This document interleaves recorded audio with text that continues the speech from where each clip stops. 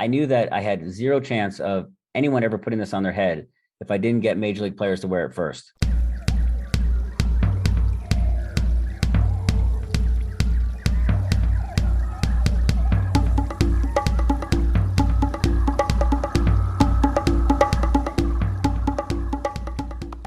Welcome and welcome again and again and welcome. Welcome back to the Wild Business Growth Podcast.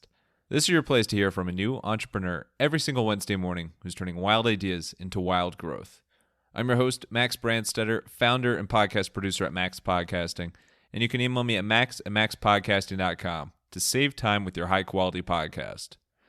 This is episode Spooky 167, and today's guest is Freddie versus Jason Klein. He did not know I was going to introduce him that way. I bet you've never been more scared, Jason. Jason is the executive chairman and founder of Force3 Pro Gear, an amazing company that has created a catcher's mask, an umpire's mask, that is changing the game. It is made to withstand the impact of 100-mile-per-hour fastballs. It is totally focused on safety and reducing the risk of concussions. It is sweeping Major League Baseball, and there's some more sports that might start to use Force 3's awesome stuff as well. In this episode, we talked everything from starting Force 3 to developing the Defender mask, as it's called, and even a little bit of karaoke, maybe not, or maybe. It is Jason Klein, who is top of the line. I really am taking these rhymes too far. Enjoy the show. Alrighty, we are here with Jason Klein, the founder and executive chairman of Force 3 Pro Gear, doing some really, really cool and pun intended, game-changing stuff in terms of protection for catchers and umpires and in baseball and beyond. Jason, so excited to talk to you today. Thanks for joining. How you doing? Thanks so much, Max. I really appreciate it. I'm doing well. How are you?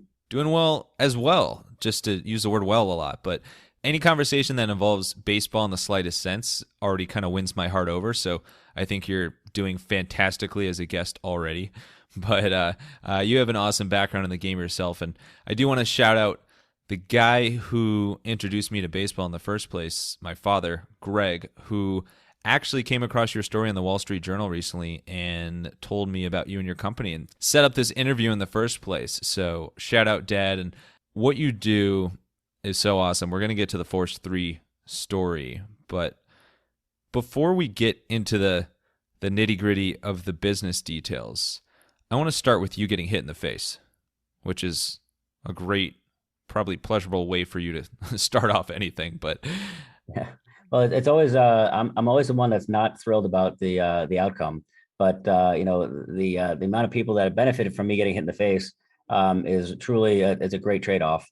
But yeah, it literally I was hit in the face in a spot that I've never been hit before, but I've been hit plenty of times in the face, or in the head, and other parts of my body.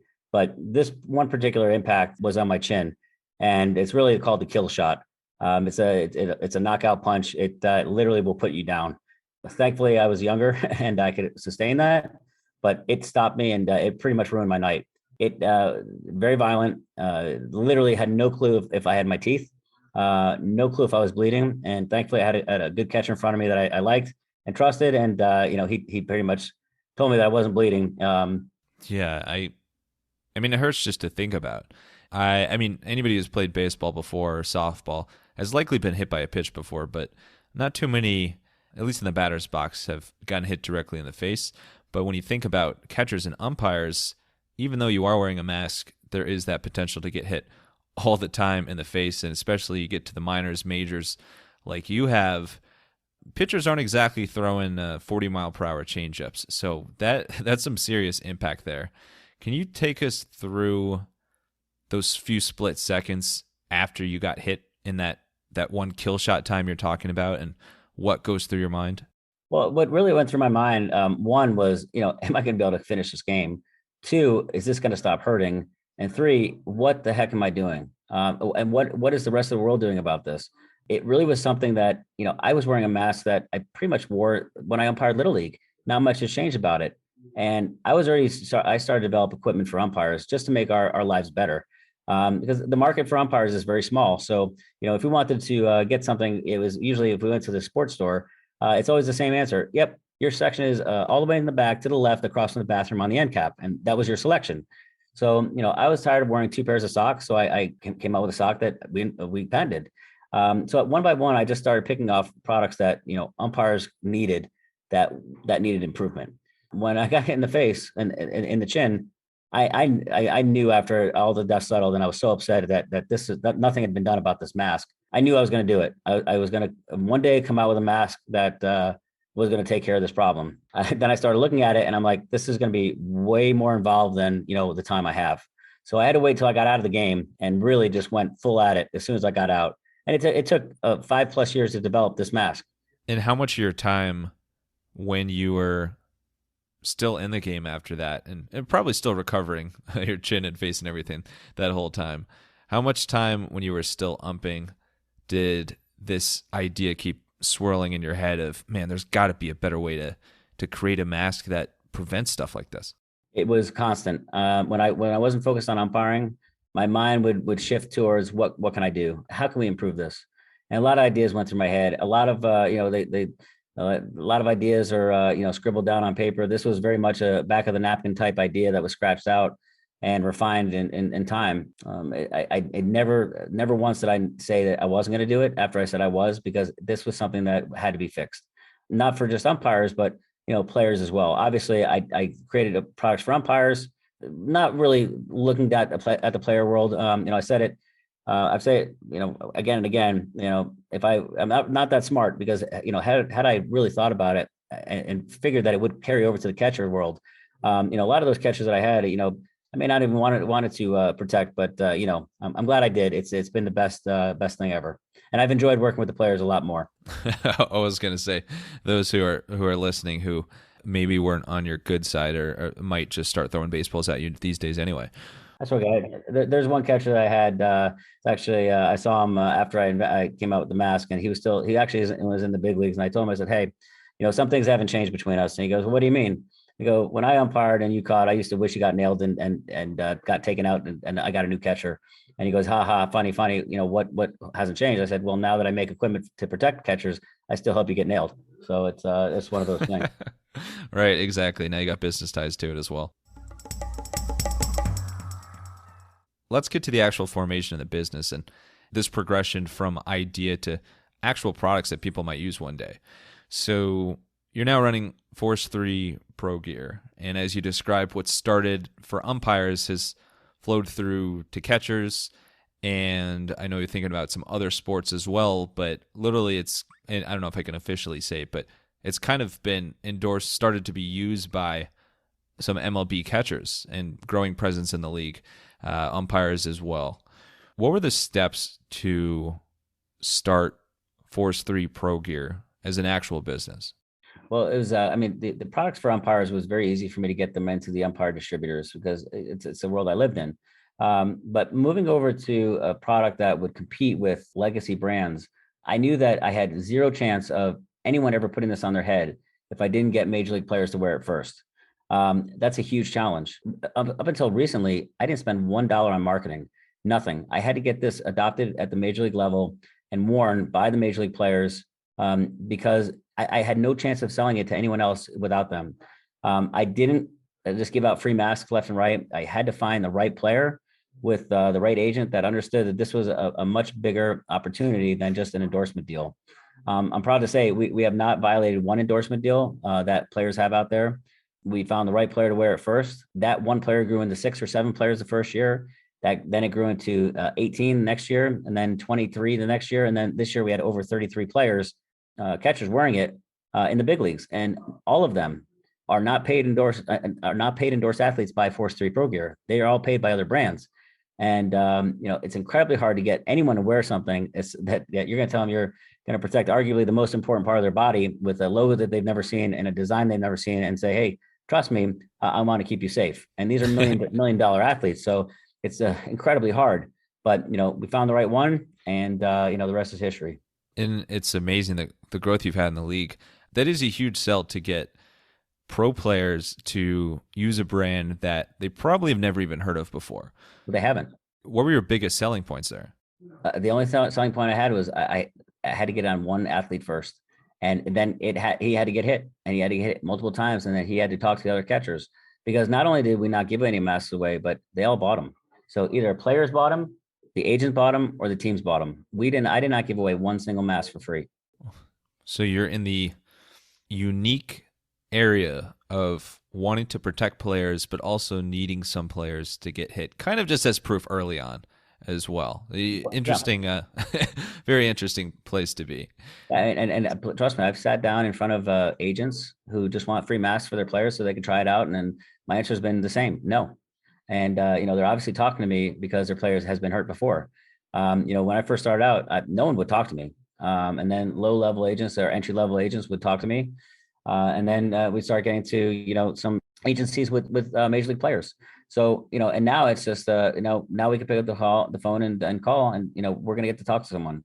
So it's a really, it was a unique experience going through that whole process. I'm actually wearing the Defender mask right now. It's great for podcasting as well, so you can stamp that certification on there.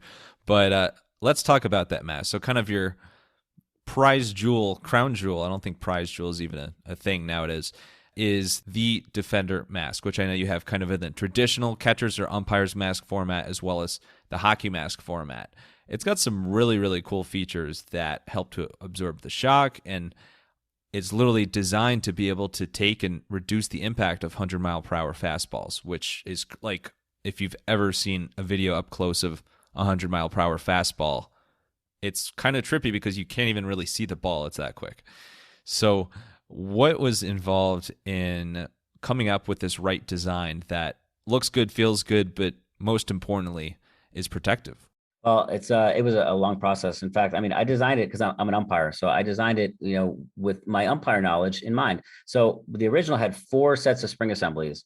And I was able to get this in front of David Ross when he was playing with the Red Sox in 2014. And he had a problem with the spring assemblies on the side. He said it kind of got in his way. And me being the umpire, I'm saying, no, you're wrong. It didn't, it can't possibly. My college roommate happens to be the athletic trainer at the Red Sox. He pulled me aside and said, hey, he's giving you good information, either, take it or get out of here.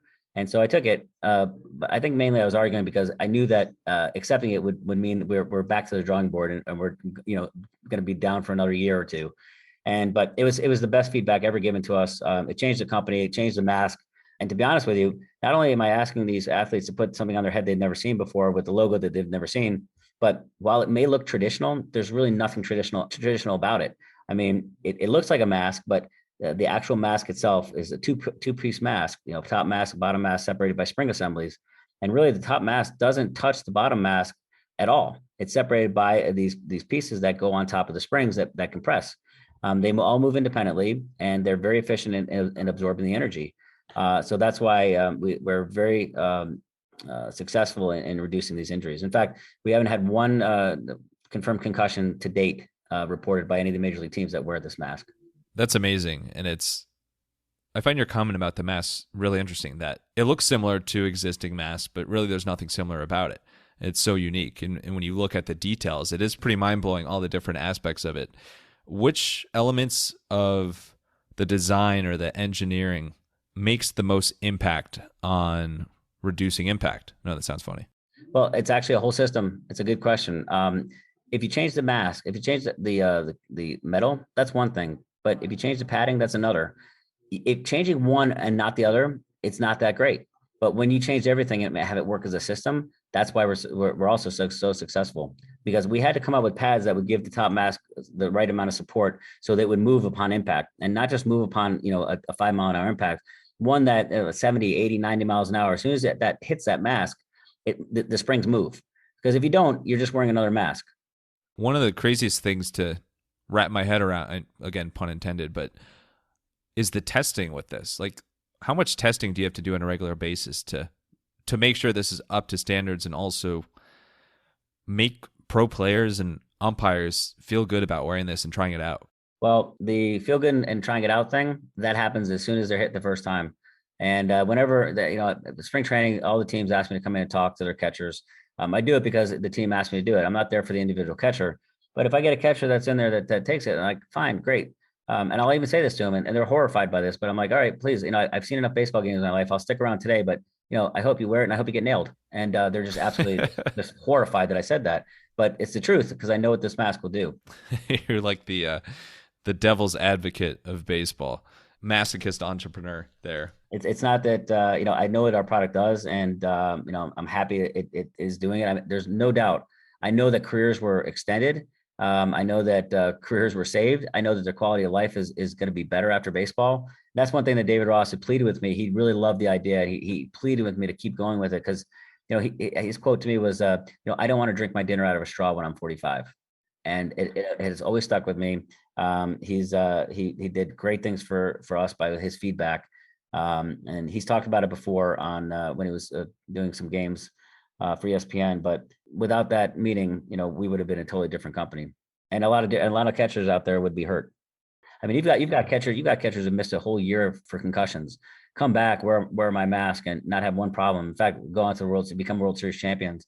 You got other catchers that have signed multiple deals past, probably well past what they should be playing because of concussions.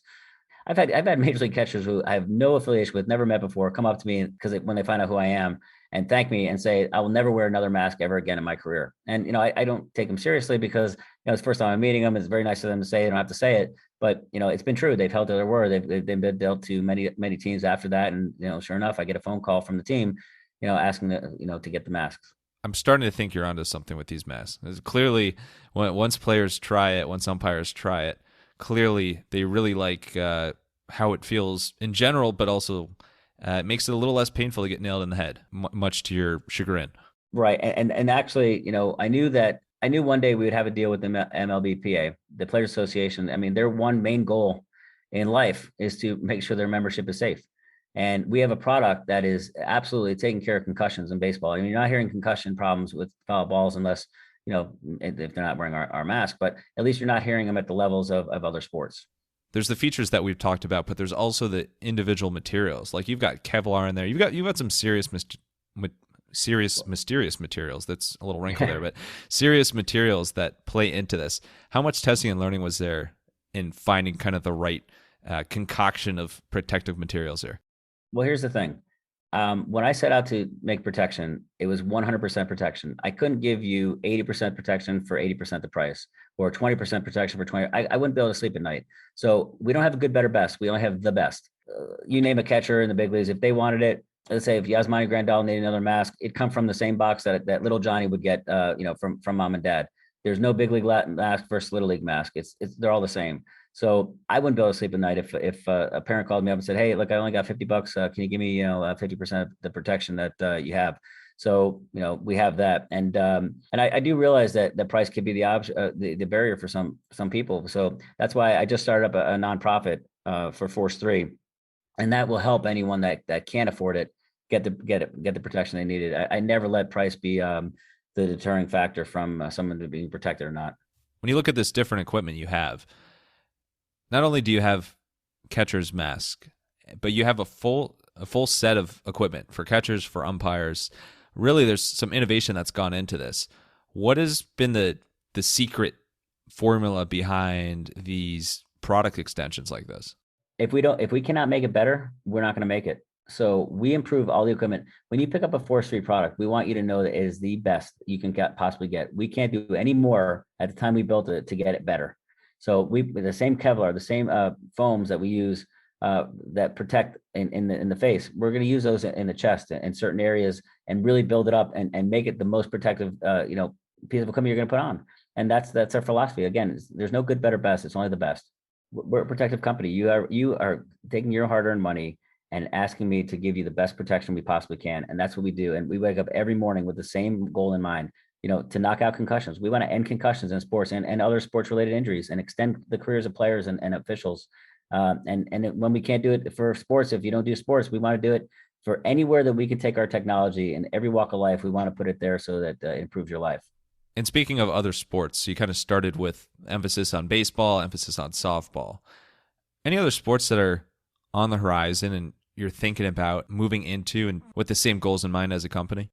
Absolutely. In fact, I mean, we consider ourselves right now a baseball, softball company, but I think in 2 to 3 years, we're probably going to be like a cricket company.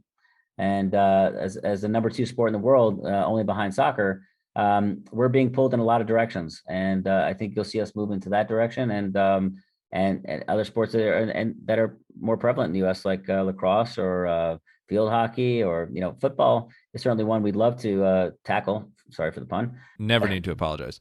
But we're being pulled in a lot of directions, and we're gonna go where we're gonna go. We're not gonna stop until we get our mission done, which is end concussions and other sports related injuries. So we're at it every day with the same goal in mind. When you look across the whole gamut of the company's life so far, what else has been the biggest challenge that you've been able to tackle? Again, very much intended. The biggest challenge, I mean, once we got the adoption of the mask, okay, that was the most important. Tyler Flowers of the Braves was the first, and I told him he was the most important, and that wasn't easy getting him. Actually, I had Tyler. I was a 10-year minor league umpire. I had him in my last year at AAA.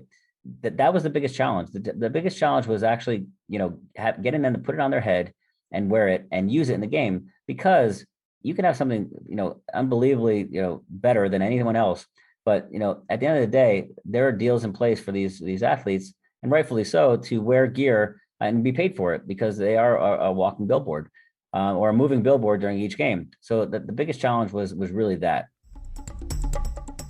Just a subtle reminder that a walking/moving billboard can also come in audio form in the way of a podcast. What are you doing for your business that you could help spread the word on through podcast form? But not even focus on that. Focus on amazing stories, insights, tips, things that people can learn from and really apply back to their business. But maybe there's a little bit of sliver of your own business or whatever you are spreading the word on as well. If you want help with your podcast, but you don't want to spend all the time that it takes to perfect your podcast, that was a little alliteration there for you. Awesome. Email me at max@maxpodcasting.com. I will help you save time with your high-quality podcast. That's max@maxpodcasting.com. Now, to another corny saying and just a terrible way to start a segment. So let's switch gears a little bit. Let's dive a little bit more into you personally, and we'll call it the mind behind the helmet. That really rolls off the tongue. You feel free to use that in your professional marketing. But dive into inspiration, creativity, how you stay inspired, how you stay creative. We've talked about so far your company that literally the seed of it started with you getting hit in the face. But when it comes down to it, it's not like you have the opportunity to get hit in the face every single day and have a breakthrough idea like that. What do you do these days to help you stay creative and help you tackle and solve these problems? My mind is always going. I mean, I always see things, and I see problems. I don't know how I do it. I honestly, I really don't. But I mean, I see things, and I take it and I try and take it apart in my head, and I'm like, why? All right, why did they do this? And figure out what the problem is even a problem, and then come up with my own problems that I see that are most of the time useless to anyone, but I think they're pretty cool. But they wouldn't go anywhere, but because it's not really a problem. So I mean, my mind is always thinking. It's always going. It's always seeing how I can tackle something. It's probably a lot of it probably has to do with the training I had as an umpire. Making sure that your words get you in trouble. If you have one word that's wrong, it can mean everything. Probably some of the training for umpiring, the fact that my father's an engineer and a metallurgist, and my mother's a teacher, that all factors into it. So you got to share some of these useless problems or useless solutions. What's one that's pretty interesting? Well, okay. Well, I always thought that someone sitting down on bleachers and getting up, having to get up for someone to move and move by them, and kicking their drink and spilling their drink, and there not being any cup holders. Well, I thought of a way to have a cup holder that can attach to your leg, and that when you got up, the drink wouldn't spill, and you could sit down and there's no problem. But again, pretty useless. No, that problem is so true. Like that struck a chord. Like that speaks to me. Like at first, I thought you were just saying about getting up in general, which is true. It is kind of most of the time these days, you really do have to stand up whenever somebody walks to the aisle in front of you. But then when you add the drink spilling into the mix, that's a whole different level. And no one wants to lose their beverages. I'm talking about, more like high school where they have the bleachers, a limited, very limited room to move, and the stadiums now, most of them have the cup holders in front. This is your version of like the what's it called? The joke or kind of Halloween hat with like the beer cans on the side of it. No, a little bit, But it applies to your leg as well. Yeah, well, hey, I tell you what, if you want to go into business with me, I'll fill you on more. We call it the Max Beverage. How's that?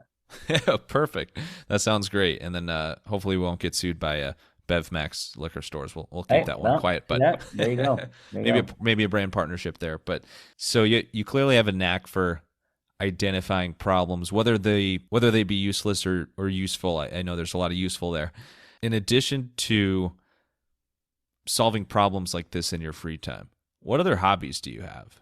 Just building this business. This is a full-time job times three, and I put everything into this, and hopefully there'll be a day where I get to have a hobby. And umpiring was my hobby when I started Force 3, and then once I was done umpiring, I took this full time. So I mean, I enjoy a lot, traveling. Even though I've traveled a lot, just taking my dog to the dog park and having a good time. I like staying home, which is something of a rarity. It comes in handy. And your job, actually, technically you could just watch baseball all day and it's part of your work. Are you watching a lot of baseball these days? I will admit I don't watch any baseball. Really? Okay. I'm usually at the office, and I used to watch because I used to know how everyone got their mask. And then I think last year, the year before, I turned on the NLDS, and the Dodgers catcher is wearing our mask, and I had no clue he was wearing it all year. So it's just it's taken on a life of its own. I used to watch all the games just to catch an impact if when it happened to a catcher. Nice pun again. Yeah. Now I just sit back and at work, and people text me or tweet at us and tell us it happened. So it's pretty wild. Well, geez, you just won my heart over again with the wild reference on this podcast. That's very nice. But there you go. So you really are like fully I mean, if you don't even consider other stuff hobbies really, and business kind of become your main hobby, you're really spending vast majority of your time on the business. What within that, like, is there a main chunk of business tasks that you find yourself focused on most of the days of the week? I know it's like, I'm sure you're wearing several million different hats in mass. It's one thing to create a product. I think they don't teach any of this in school, in college. I have a business degree and a sport management degree. I don't think they teach you any of this because I think that if they did, it would make most people quit. I think once I got to a point where I could not accomplish one single thing, no matter how much I tried. And I'm not talking in one day. I'm talking over several days because the work kept mounting on top of me. And I could only do a certain thing here and a certain thing here. And I couldn't finish anything. I knew that I was the reason that the company was being held back. And so that's when I started to phone around and get connected with people that that actually knew how to scale this to a big size. That hit super close to home as well. But that's such a key pivotal point for any entrepreneur, any startup founder. Of those tasks that you've delegated or outsourced, hired somebody else on for, which of them has been the biggest relief to you? I could have done this. There's no doubt I would have accepted the challenge. I would have done everything possible to make sure that this company succeeded. However, with that, you pay for a big education on making this company or growing a company. Rather than that, just stepping aside and getting the right people in here that have done this before saves a lot of heartache, a lot of money, and will actually allow the company to become what it really should be.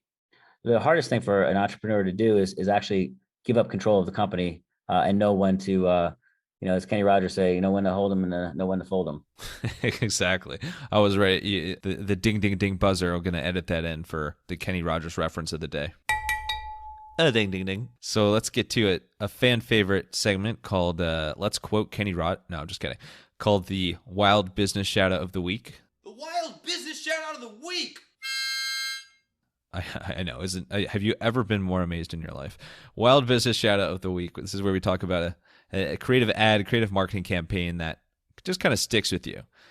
And there's something, I'll call it scalable, that Weight Watchers did back in the day that still is very memorable for you. Can you take us through the ad and why you think it still stood out over the years? Absolutely. This thing has to be 10, 15 years old, but it has always stuck with me. Basically, if you can picture just the camera is focused in on a scale, and in the background you can tell it's either a gym or just a locker room, and just a close up of the scale, and then all of a sudden you see these 2 feet go from left to right, and they stop on the scale. It's a talking scale, and it goes, the feet go on it, and it goes 185 pounds, and then the feet go off, and it goes to the right, and another set of feet come up on the left, and it goes on a scale, it goes 215 pounds, and then it goes off on the right. Then another set of feet come up, and it goes, one person at a time, please. And then it just cuts right to Weight Watchers. I mean, it's always stuck with me. It was a very effective commercial, and it was funny. I like funny commercials. Yeah, me too. I actually hate humor. I hate comedy. I just don't get it. Well, that last part's true. All it takes is a little twist, a little bait and switch in terms of comedy like that for something to stick with you. And it's amazing that even after a decade and a half, that still sticks with you. What do you think it is about that commercial that still brings a smile to your face and maybe your scale as well? Well, I think it's you don't know where it's going. It's unexpected, and you can't believe they just said that on TV, and that the scale even did that. Another one is a classic, Super Bowl commercial, Coke and Pepsi, where you have the Coke guy looking around at the Pepsi machine, and then he looks around, makes sure no one's looking, sticks his arm in, grabs one Pepsi, and the machine can only hold like maybe 100 cans, and it has like 4,000 cans of Pepsi just rolling up, just absolutely piling on the guy. And it's again very effective commercial, funny, and obviously it's a little exaggerated with how many cans come out of that fridge, but it's hilarious. It is, and I think it just goes to show that anything out of the ordinary is just a little bit more memorable. So I'm gonna celebrate by drinking 4,000 Pepsis or Cokes. Who knows? It's probably going to be water, just to spare you the excitement. Let's get even more unusual, which, yes, Jason, it is possible. I know, believe it or not. Let's get to the unusual pet peeves, quirks, weird talents. What's your biggest pet peeve? Words. When someone says something to me, this goes from umpiring. So if you say, "Oh, I always do this," or "I never do this," chances are, never and always are always words you never use. That's what that's what I live by. Wait, can you give an example from on the field with that? If during an argument, you say, if I were to say something like, "I always do this. This is what I always do," and then the next pitch, I don't do it, then that's a problem. So I mean, you really back yourself in a corner when you say always or never, because the next thing that comes out of you is, "But really, always? You always do this, always?" And then, of course, it's not true. Oh, if it's always true, always a pet peeve. How about quirks? What's something a little bit quirky about your personality that maybe family, friends, coworkers, somebody calls you out for, but it's who you are? I think I'm really funny. And if people don't think that something that I say is funny, and I know it's funny. I mean, it hands down. 10 out of 10 people laugh. Okay, there's no doubt. And you don't laugh, I will call that out. And just tell me, you just don't have. We're not there yet with you. You don't have that sense of humor. But when I know it's funny, like 10 out of 10 people, that's how confident I am that this is a joke that's funny. And I'll prove it. I'll just grab some random person in the office, and I'll set up the joke. And sure enough, they'll laugh. What's going through my mind is the opposite of Joe Pesci in Goodfellas, where you would be asking, "Why am I not funny?" Yelling at him. Yeah.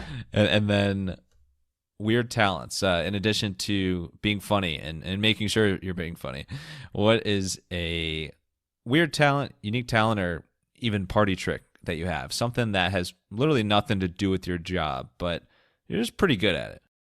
Well, I used to know a little magic, and then when I forgot that, I wasn't a good person to have at a party. But I can't think of I tell you, this Force 3, it consumes every minute of my life. I'm trying to think what I thought I did have some. You're talent. so good you're so effective a magician that you did a disappearing act with your magic skills. I do have a couple go-to karaoke songs. Oh yeah, what are they? Oh, I can't tell you. Yeah, because you'll break out the. No. I'm not saying you have to sing them. Kenny Rogers, the Gambler, is one. Okay, can you sing it? No, I'm just no. Neil Diamond, Sweet Caroline, because it's got a built-in line for me. It's instead of I've been in Klein, it's I'm Jason Klein. That's how I do it. Perfect. Yeah. Well, I'm Jason Klein to wrap up with some rapid fire Q&A. You ready for it? All right, I'm ready for it.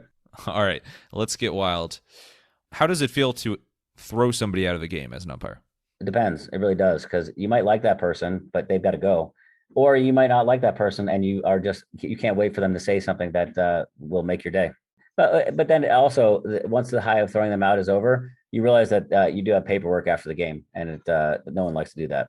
Oh man, there's paperwork for every ejection? Oh yeah, absolutely. It's paperwork that has to get filed with the league, and it usually ends up leading to a fine, and that doesn't usually help the relations the next time you see them too. But it's okay. Oh man, I never realized that. It's liberating to the person that gets ejected. I'll tell you that much.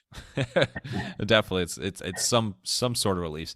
Wow, it's almost like military. Like after shooting someone, all the paperwork that ties to it. A little, maybe a bit of a staunch example, but Some are funny, some are fun, some are not fun. I mean, some are done on purpose. Others are just make great stories for after it's all over.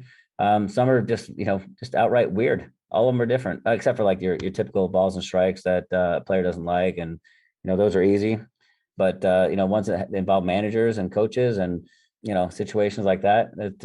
I've only had one ejection report that went on to 3 pages, and usually it's 2 pages long. It's a standard form, and this one took up 3 pages, and it was a good one. See, I warned you, Jason, that my pace for rapid fire is unmatched. No, So here we are getting to question number 2 of rapid fire. Oh, sorry. No, you're good. No, you can take as long as you want. No, this is I've learned a ton. It's rapid fire and slow answer. Exactly, turtle fire. Right. But there you go. what is your favorite mask for Halloween? Freddy. Good one. Do you have to write a 3-page report? No, I'm just kidding. Who is an MLB pitcher? Could be current or who previously played in the league that you would love to test out your mask with their fastball? Well, the fastest human being on this planet is Aroldis Chapman, and I would love for him to just cork one up at my face. Nice. See, well, we start with you getting hit in the face, and we end with you potentially getting hit in the face. That one, that needs to be on film if you do it. I'm sure your mask would perform phenomenally. But Jason, thank you so much. Jason Klein. Thank you so much for coming on the podcast, sharing the Force3 story, sharing your insights from entrepreneurship. Really, really cool, and just love what you do and the mission behind everything. Where is the best place for people to learn more about Force3 and buy some of your gear if they want, and anything else you want to shout out? Sure. It's and the best place to check us out is on our website, force3progear.com. It's FORCE, the number 3 progear.com. Full on PR firm and ad agency who's really going to help us spread the word and let everyone know where they can get it. Probably your big box sports stores will have it, and if they don't, you should ask for it. But we should be there pretty soon. Max, I really appreciate it. I had a wildly good time. Nice one, a real zinger in there. No, that means a ton, and right back at you. Really, really appreciate it. And last thing, final thoughts. The stage is yours. It could be a line, just words of wisdom, or your favorite karaoke lyrics other than your first name and last name.